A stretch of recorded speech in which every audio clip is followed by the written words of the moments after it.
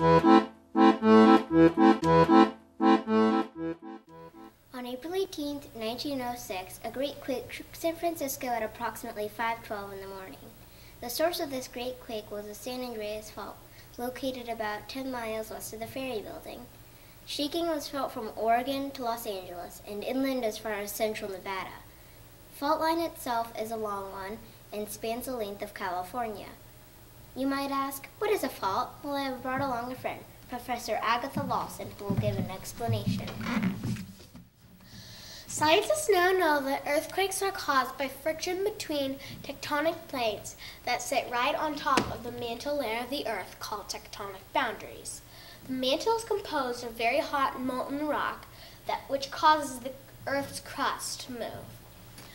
San Francisco sits right on top of one of these boundaries, called the San Andreas Fault. While the Pacific plate moves north, the North American plate moves south.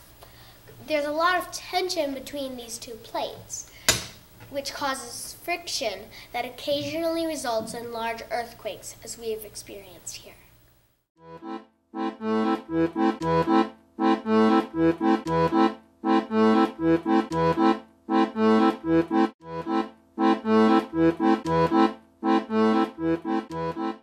Well, let us start at the beginning, on the fateful day that the Earth shook. Remember Professor Lawson's definition of an earthquake?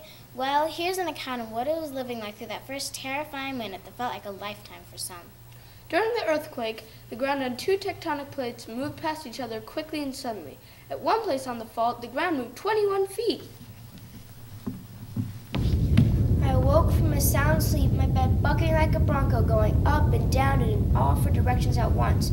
A huge part of the ceiling fell down around me, which caused a cloud of dust and made it very hard to breathe. I heard screams, wails, crashing of breaking china, and knickknacks. Then I got up and dressed very quickly. Then I dashed down the hall to see the effects of the earthquake. I especially wanted to talk to my parents. The earthquake woke my oldest sister, but she was still in her room. When I saw her, I asked where our parents and our baby sister were. They're downstairs under the door frame. Quickly, children, quickly!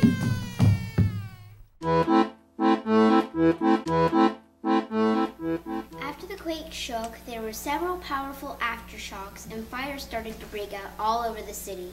It was during this time that many folks realized they could no longer feel safe in their own homes and grabbed what they could to join the crowd who now filled the streets, making their way to the hills where they thought they would be safe.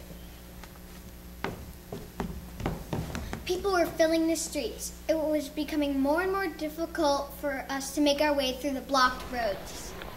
There were autos, buggies, salad horses, baby carriages, everything you could think of that had wheels was being used. People were taken to the hills.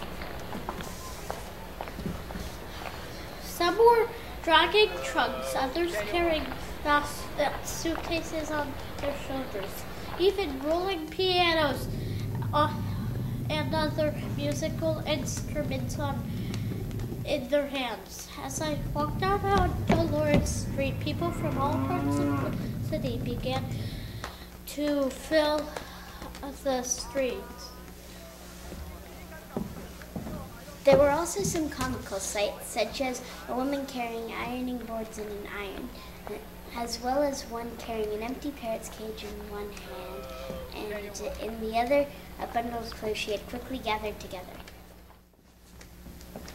I saw mothers carrying their babies and little children hanging on to their parents' hands. Once in a while, a child's play wagon loaded with clothes and food supplies. These long lines of people overflowed the sidewalks and roads as far as I could see.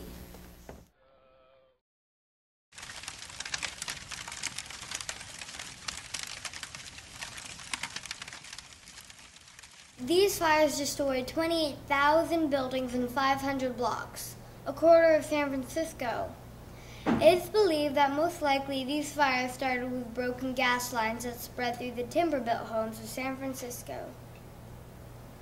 One housewife at 395 Hayes Street decided to cook breakfast. Unaware that her flue was damaged, she lit her stove. Her kitchen caught fire and spread quickly. This fire was known as the Ham and Eggs Fire. The city's fire department had 585 men, and 50 engines, but all of them were involved in trying to save the city's commercial center and city hall. Many structures were destroyed and leveled to the ground by the fire. You could stand a foot at Market Street and see as far as an eye could see, to the east and to the west. But by this time, fires were raging in several different areas, heading toward the Golden Gate Park. As I was walking down Mission Street, I started to see flames. I started to shake all over. I couldn't believe my eyes. I hurried on and saw a massive wall of flame eating up that whole section of town. I started to run and continued running over bricks on the sidewalk and dodging automobiles which were taking hurt people to the medical tents. We were ordered to evacuate our homes and find shelter on the hills. That sight and the knowledge that soon the flames would reach our homes really gave me serious thoughts about the uncertainty of life.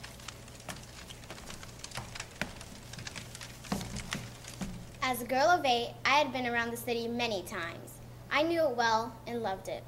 San Francisco was a part of me, and to see it destroyed surprised me. It made me wonder what was to come. I doubt my mother slept a wink that night. She held my baby sister close to her and found comfort in prayers.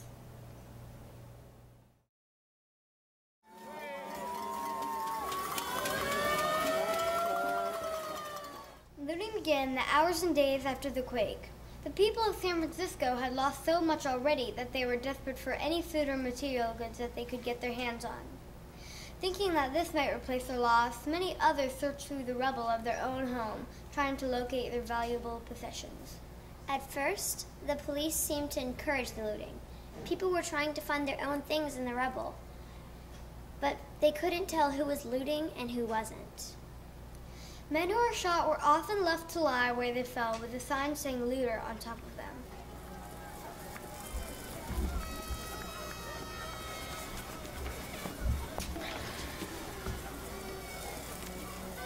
Rumors spread that burnt pieces of china were the most valuable.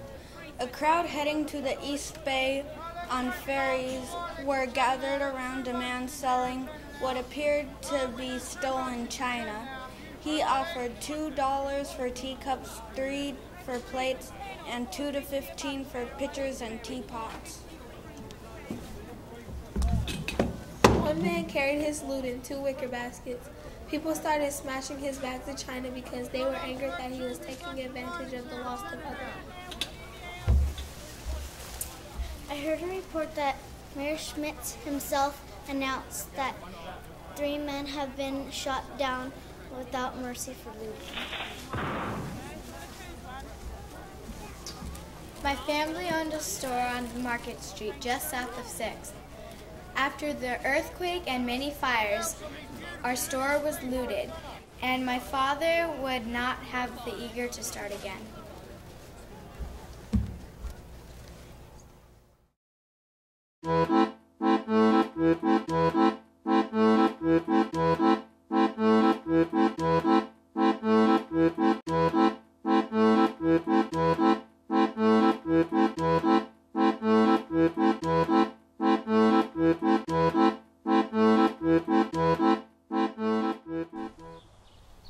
Sewers and water mains were broken and sanitation was impossible. No sooner had the fires died out when people began to fashion shacks out of scraps of roofing and building parts that were left in the ruins. Some so low and squatty that it was necessary to get on one's hands and knees to enter. I remember 2 old ladies struggling to get into their makeshift homes.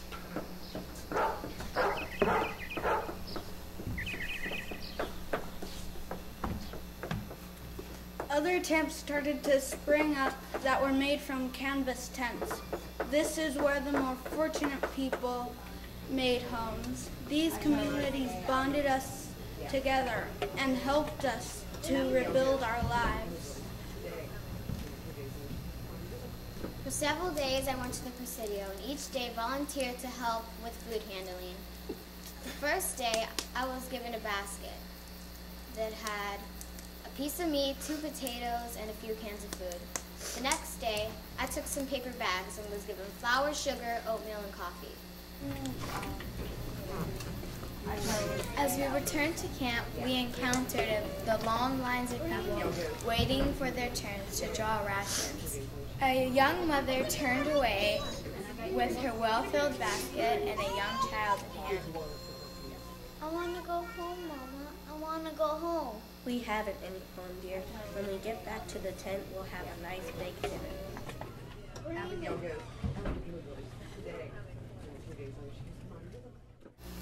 The Chronicle and the Examiner newspapers printed the following announcements. Will someone of 1206 Market Street, San Francisco, inform me of the safety of my children? Miss Alice McInnes and William McInnes. Direct care, IOOF Hall, Oakland. Found, Italian boy, Luis Monte Porpolini, 5 years old, from Lombard Street, North Beach District. Communicate with Fruitvale Relief Committee. The Committee for Housing the Homeless granting San Franciscans the right to occupy vacant, unfurnished buildings. But only a few people took advantage of this because they would miss community of camp life or they feared another earthquake. As time went on, San Francisco was rebuilt and people started to make sense of their lives again. It is thanks to the survivors of that day that we are here now in this wonderful city. Other scientists are working to create warning systems that can tell us when bigger earthquakes are coming. Thank you for listening to the stories of the good people of San Francisco from 1906. Because of modern-day seismologists, we are better prepared for future big earthquakes.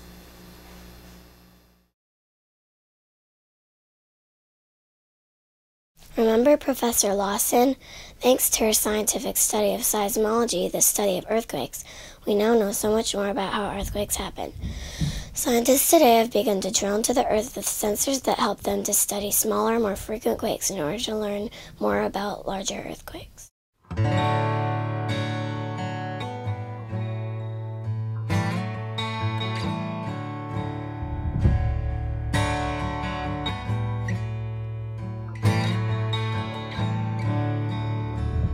This city won't wash away. This city won't ever drown. Blood in the water and hell to pay. Sky tear open, pain rain down. Doesn't matter come what may. I ever won't leave this town.